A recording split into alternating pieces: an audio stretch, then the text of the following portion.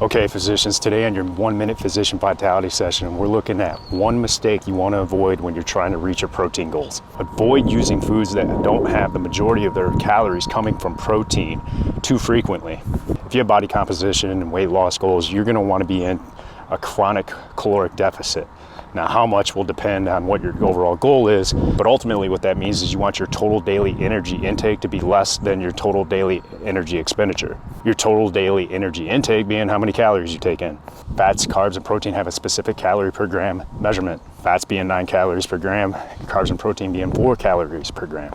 You can look at this as your macronutrient portfolio, much like you would a financial investment portfolio. Trying to reach a specific number, and you want to make sure that you're allocating the right number to each specific category. Protein being the primary importance because it's going to help out most with your body composition and weight loss goals. So here's some common examples where people use foods that they consider protein sources, but the great percentage of the calories coming from them are not from protein. Nuts, eggs. Don't get me wrong, eggs are great, but the majority of those calories are coming from fat. Beans, protein products that do a really good job of marketing themselves as such, but actually the majority of those calories aren't coming from protein.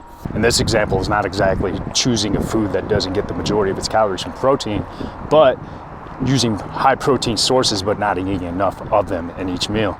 Fattier cuts of red meat.